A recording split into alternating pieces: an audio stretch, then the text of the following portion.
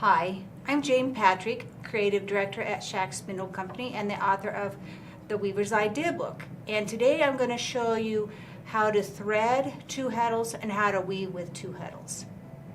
The method I want to show you today is the direct peg warping method for threading two heddles. So I measured my warp on a warping peg, and the only difference from threading one heddle to two heddles at this point is that you go through the slot twice. So here I have 4 threads instead of 2 threads. Okay, so that's how you start. So I'm going to start working right to left. So the first step is to take one thread out of the slot, it doesn't matter which one. Take it out of the slot and put it in the hole to the left.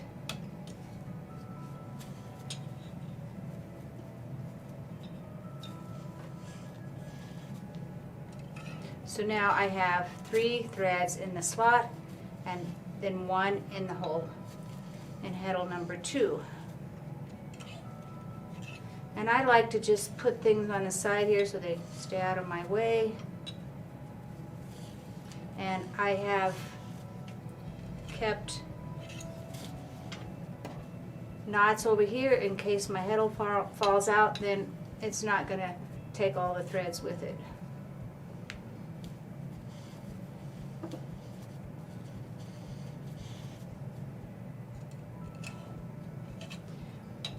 I'm threading 5 2 pearl cotton and 2 8-dent heddles for a 16 inch per inch set. So that's one of the reasons you might want to use 2 heddles for weaving, is that you want a finer set. So for example, if I use 2 8-dents, I'll get 16, 2 10, 20, 2 12, 24, and so on. You can also use 2 heddles for patterning, and you can also weave, double weave with 2 heddles.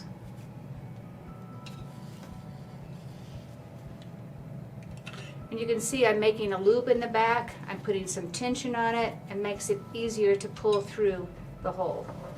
And it doesn't matter if your hook is up or down. I tend to like it up, but you can see this goes pretty quickly.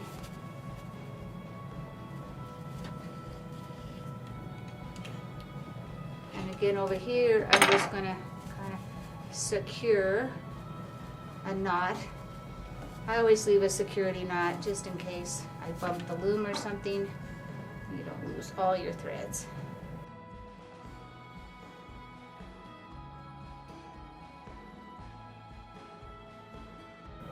So when I get done, I'm going to move this heddle to the back, and this will be heddle 2.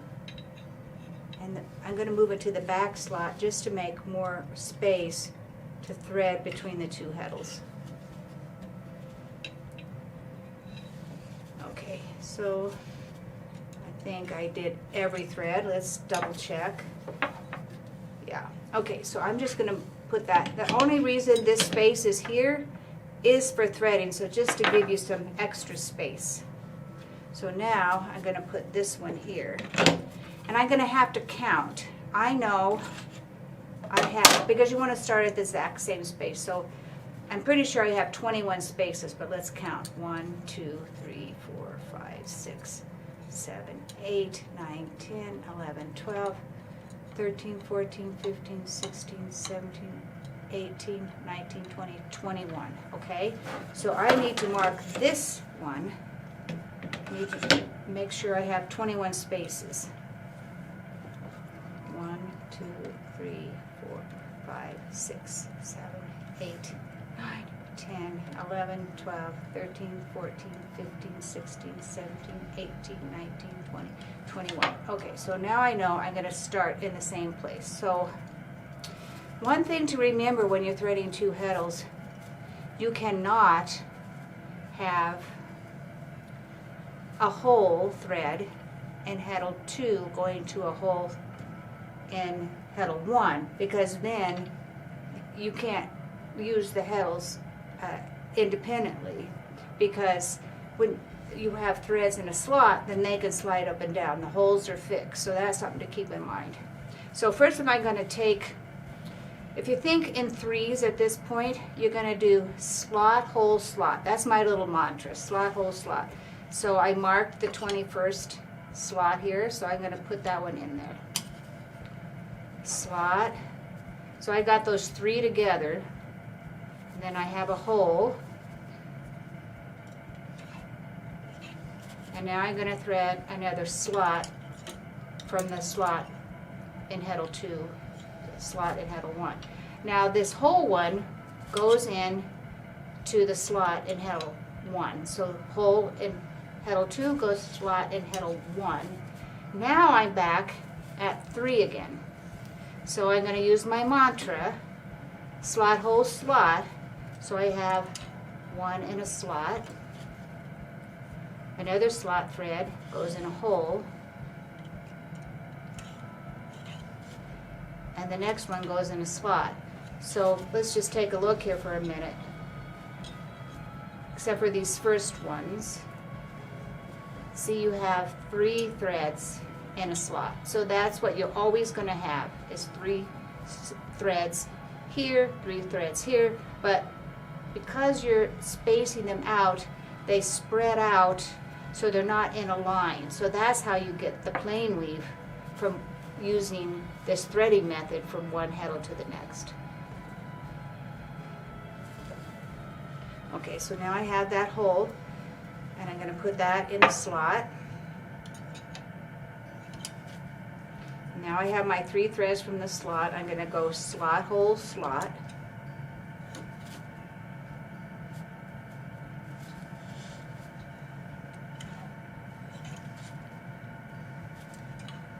Okay, so now moving on to the next one.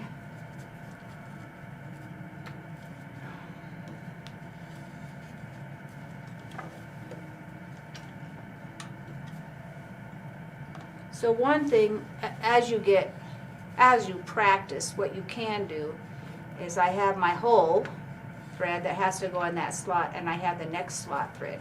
So I'm just going to thread those together in the slot. If you have trouble keeping track of it, just do one at a time to start.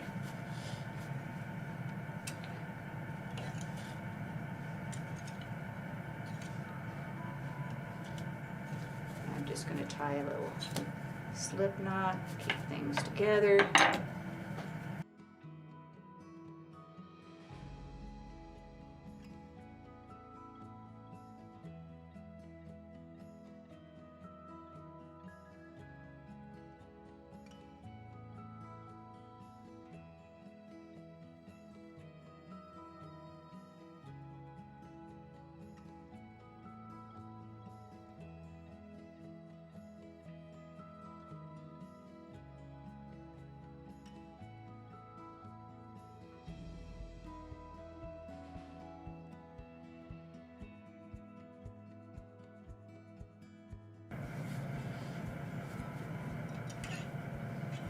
Okay, I'm just going to pause here real quickly and check my work.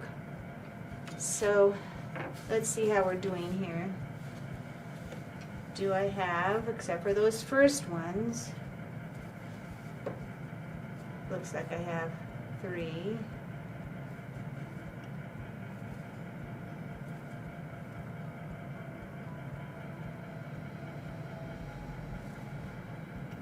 You always need 3 threads in the slot. So that looks like I'm doing well.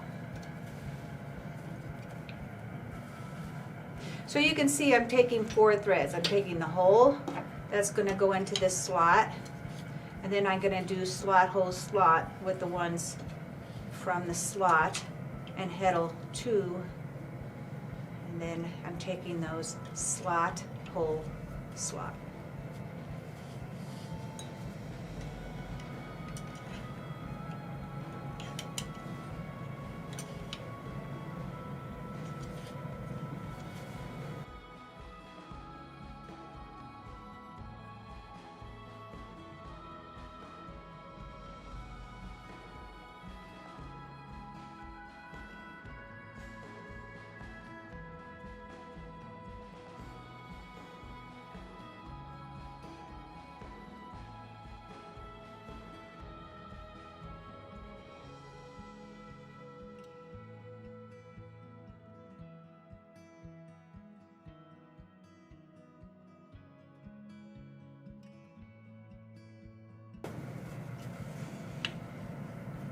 Okay, we're getting close to the end now. So I have my last group of 4. So I'm going to go slot holes, slot.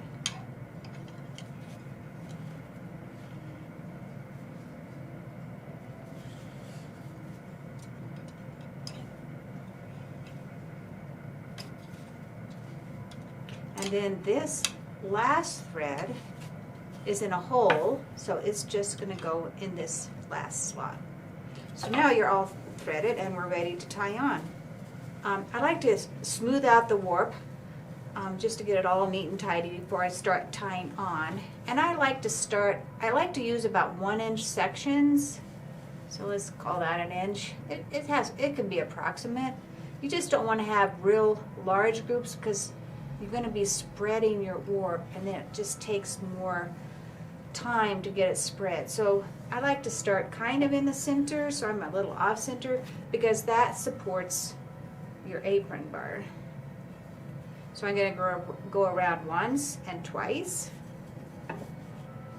And I have my apron bar coming up over the beam here. And then I tighten that, and now I'm going to do my next. Because this is just a 4-inch wide warp, you're only going to have 4 bundles of about 1 inch. So I take that 1 inch and I divide it in 2. Then I come together and I tie once, twice. This is called a surgeon's knot, and I like to use it because it holds things. And then we'll finish on either side.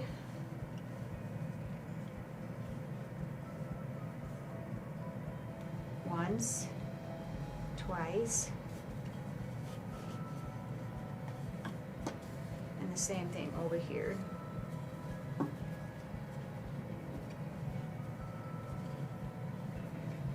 So I'm working on top of a table, and I moved the loom close to me to do this threading work, just to have it closer.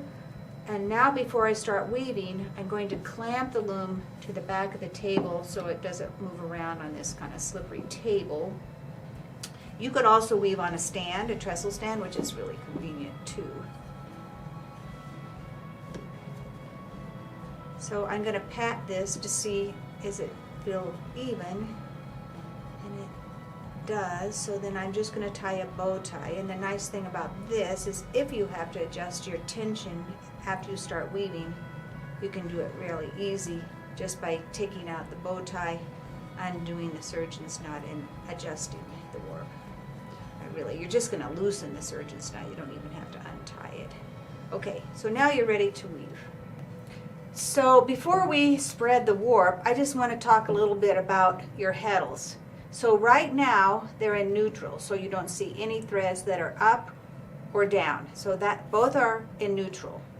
So to weave plain weave, I'm going to move them both here, and this other one, the second one's just going to rest behind this first one. So that's the up shed. And then I'm going to put my shuttle through to weave my header. So what we're trying to do at this point is to close up these spaces. And to do that, my technique is to go up and down, say 4 times without beating. So now we've been in the up shed, now we're going to go into the down shed. This is one thing I love about the flip loom, is that both of these are held together to weave plain weave, which makes it really efficient. You don't have to put one heddle up, then the other heddle up, then one down, then the other one down. You just hold them together to weave. So now I've gone back and forth 4 times. I'm going to press it in and see how much we've closed up that space. And this is all waste, so it doesn't matter. You can see I'm leaving it at the edges because I don't want to have any dry in here. So that's not too bad. See, I've closed up a lot from here to here, so I still need to do some more. So let's do another, let's do another 4 again. So I'm going to go up and down, just holding those heddles together. So the bottom shed is held in place by tension. So if you find that these are floating around, you're just going to crank up your tension a little bit.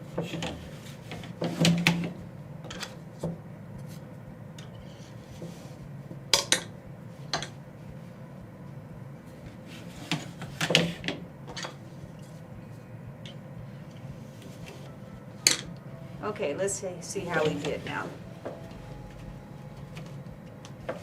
So I'm pulling down pretty firmly. See, I think that's pretty good. I think we can start weaving now. So I'm just going to go up. And I'm bringing this out a little bit because it just seems like it needs to come out a bit.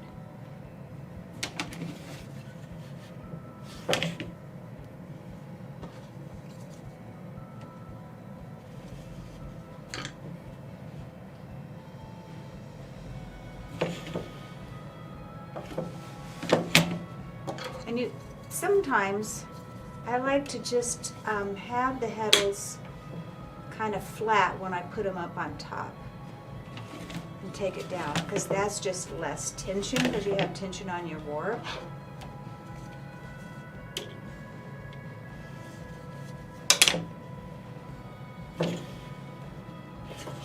And it just goes up easier that way.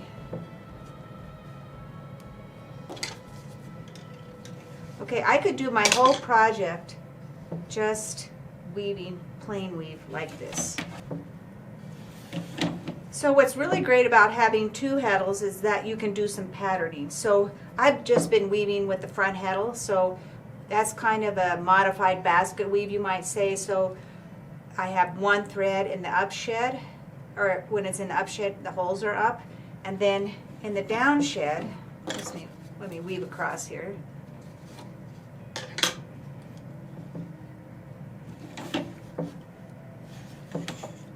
Now you have 3 threads up, so the slot threads are up when it's down, okay? So it makes a nice texture. You could do your whole piece this way if you wanted to, or you could just make a border, or you could use it in combinations of different things. So I want to show you what to do when you are using the back heddle, especially in the down position. So what I do is I'm going to bring this forward. I'm going to put heddle 2 up here in the front position, up, and this heddle 1 is just hanging out there. Okay, then I'm going to just use heddle 1 to beat, and then I'm going to take heddle 2, I'm going to put it down, I'm going to lift heddle 1, and you have a split shed, so you have this here and here. So you want to go in the bottom one.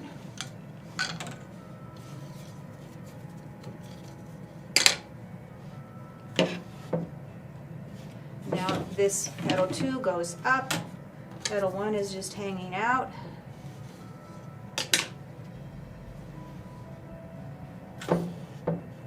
Now heddle 2 goes down, you pull up on heddle 1 and go in the lower part of that shed. Okay, that's all there is to it. So you can use any combination all the time, and when you might want to do double weave, then you will be using these heddles in different combinations with pickup sticks. And if you get really interested in double weave, we do have a course on our online learning about how to use pickup sticks and 2 heddles to weave double weave.